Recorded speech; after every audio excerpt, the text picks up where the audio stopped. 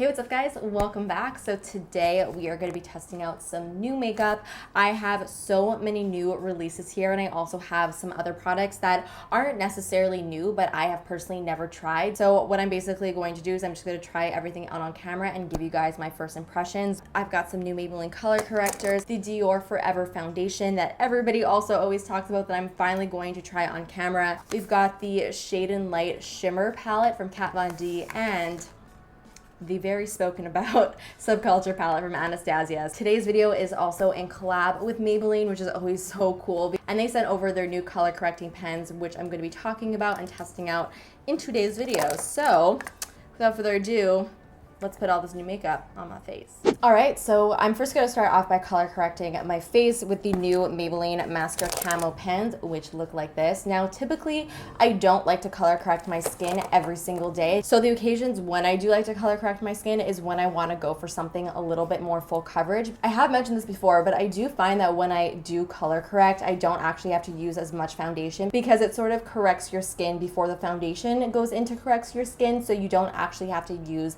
as much product. That's just something that I've noticed. But I'm just gonna go through what these colors are meant to do, and just really simply. So the first skin concern that a lot of people have is color correcting darkness underneath the eyes, and for that I would use either a red or a peach depending on your skin tone, of course. The peach is good for those of you who have more of like a fair to light medium skin tone, and if you have more of like a medium or deeper skin tone, then I would go towards the red. The next skin concern is dullness, and these three tones right over here are perfect for that. We've got the pink one, which is great for those of you who have more of like a fair skin tone and you want to sort of brighten up your skin. The bluish purple sort of does like a similar thing. This is just meant for those of you who have like more of a light skin tone, and if you have more of like a light medium skin tone, then I would go towards the yellow. This will be really great for brightening up the skin. Yellow I feel like is the color that's most often used. Of course the green, and this one is used to counteract redness on the skin. So I'm going to start off with the peach shade, and I'm just going to go ahead and apply just a very small amount right underneath my eyes where I have the most darkness.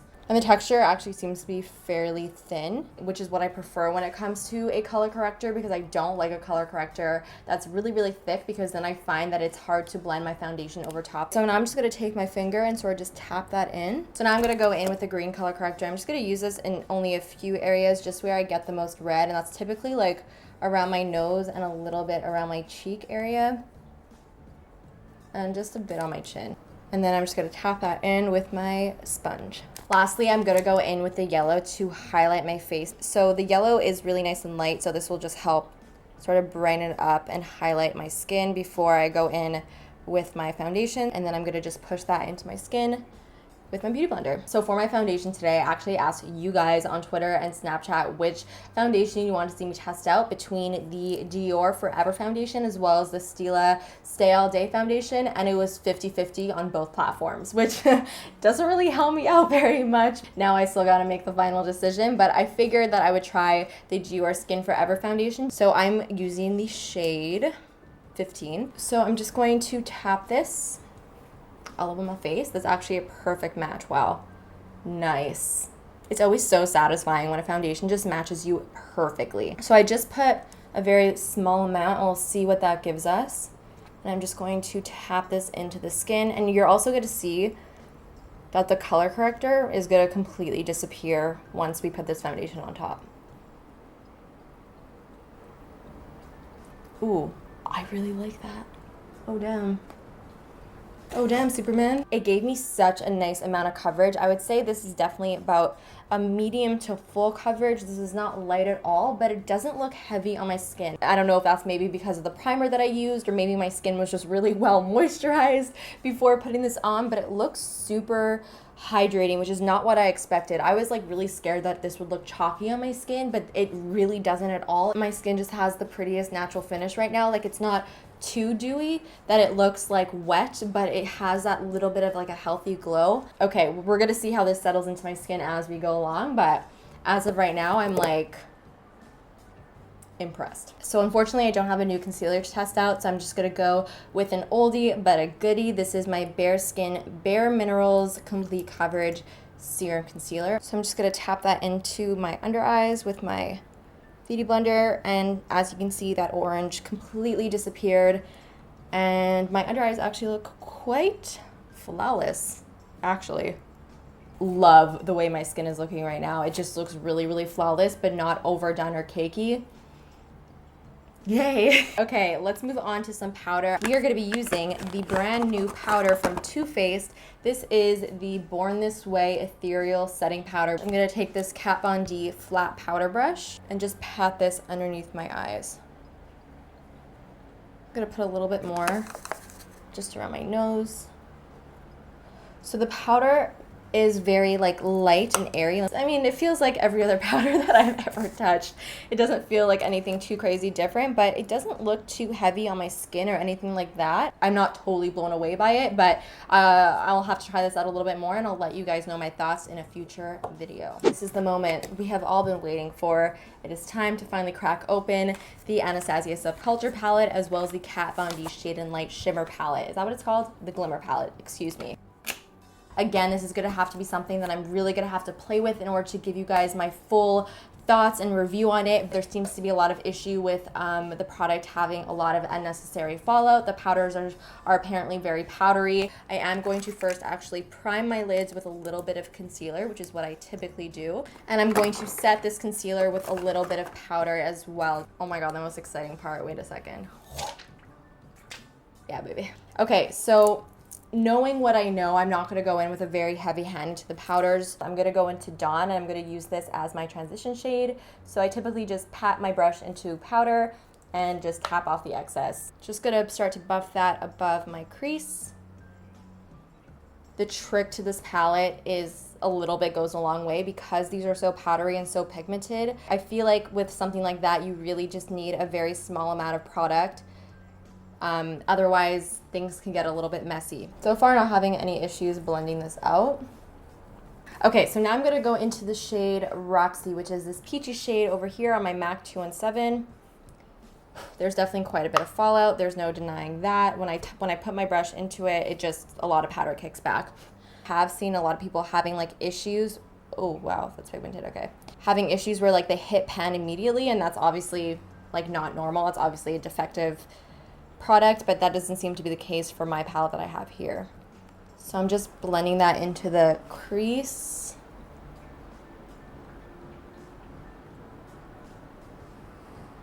Wow, these are like pigmented, like unexpectedly pigmented, especially for such a light shade.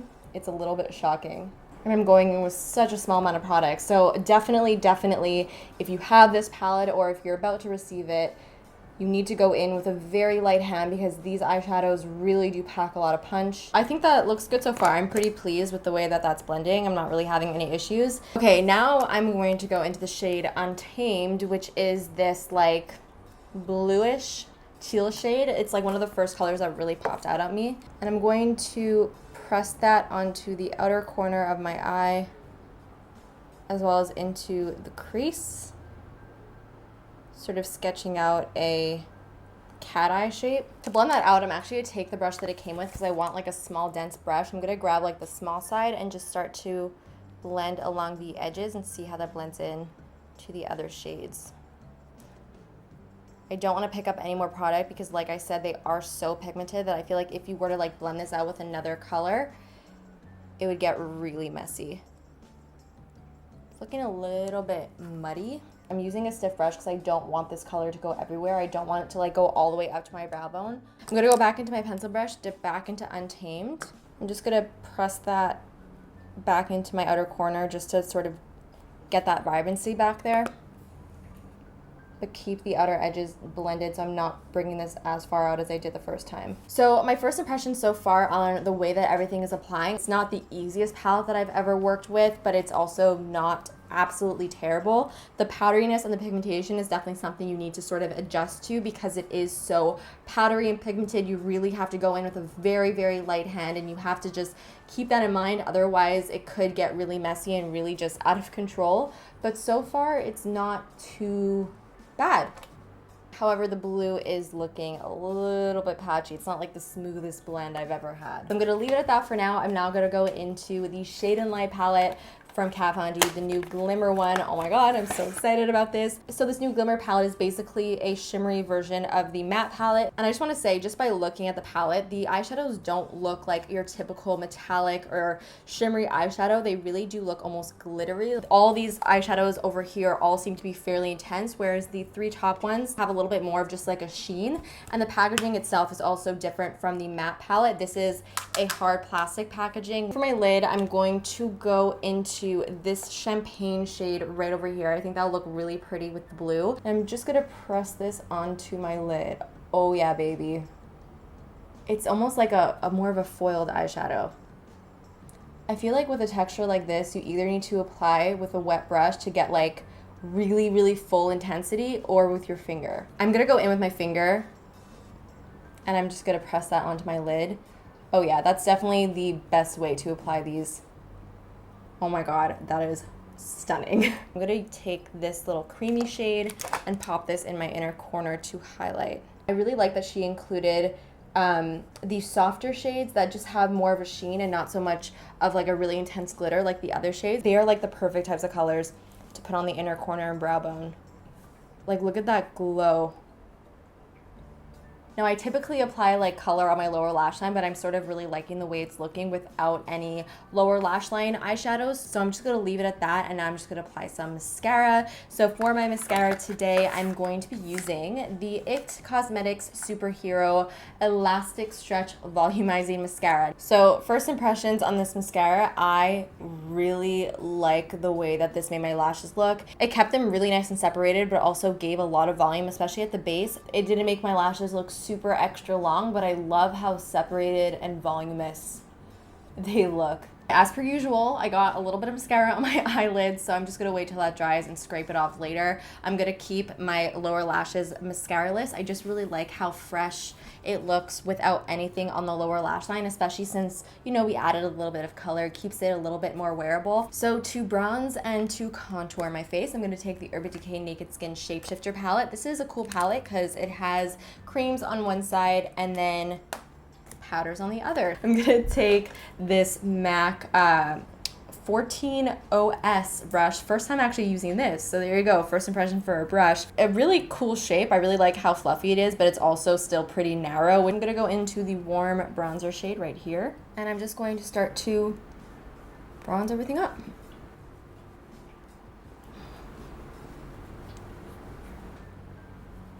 Oh wow, oh wow, oh god. Blend. I don't know if this brush is amazing for bronzer just because it may be a little bit too dense. It applied a lot of product in one place, which is never really good, and it also applied a little bit too much. So I'm just gonna tap over that with my sponge, and that fixed it slightly. I'm just gonna look really bronzed today. I'm accepting it fully right now. So next I'm gonna cream contour with the contour shade on the cream side. And I'm gonna use this Smith brush. This is the 124. I really do like that color. That applied a lot more than I was expecting. Okay, I'm going in with my Beauty Blender and just gonna blend that out. I'm not sure how I'm feeling about this cream contour. I don't really like how it's blending out. It looks really patchy to me. And yeah, I'm not loving that. So for my blush today, I'm going to be taking this one from Ofra. This is in the shade Bellini, and it's a really pretty like peachy pink. I think this will look really gorgeous with the eyes. So I'm just going to take that on my Smith 118. That's a really pretty shade. And it's also matte as well. Oh, I really like that a lot. That is such a nice blush. Will use again for sure. I think I'm gonna put this in my vanity actually. This is a great everyday blush. So for my highlighter today, I'm gonna be taking my Nude Stick Nudies, and this one is in the shade Illuminati. Now, as you guys know, I love my Nude Stick Nudies. I use the Bondi Bay as well as like the other blush shades, but I actually have not yet tried Illuminati. So this is what the highlighter looks like. I put it on my finger right over here. As you can see, it has a bit of like a pinkish purple shift, and I really like how the formula is very like slippy and wet. I feel like it's gonna give a really nice glossy look. I go in with like one finger to apply, and then I go in with another finger to blend.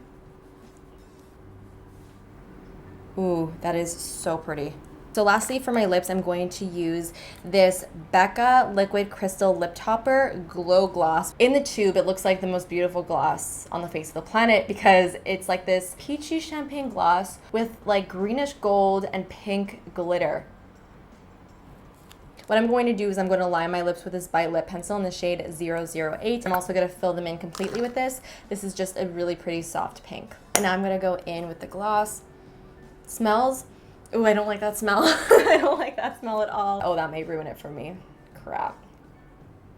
Oh, but oh, it's so nice. I'll get over the scent. So this makes my lips look literally wet. It's not sticky at all. It feels very like buttery and smooth, but I do feel like even though it is like on the thinner side and it's quite a comfortable gloss, it is a little bit gloopy. Maybe that's because I applied a lot of layers though. That could be why. So there you have the finished look. I love that we have a little pop of color on the eyes, but it's still so nice and subtle and soft because we kept everything else so soft on the rest of the face. And I think that the lips actually mirror the lids really nicely, don't you think? Oh yeah, oh my God. Totally forgot to scrape off my mascara off of my eyelids. So guys, that is it for today's video. And I will definitely be letting you guys know all of my final thoughts on like those products that I need to be testing out a little bit more, like the Subculture palette, the KVD palette, as well as the foundation. So please let me know all of your thoughts down below. Always love hearing what you guys have to say. Of course, hit that thumbs up button and subscribe if you're not subscribed already. And I will see you guys in the next one. Bye.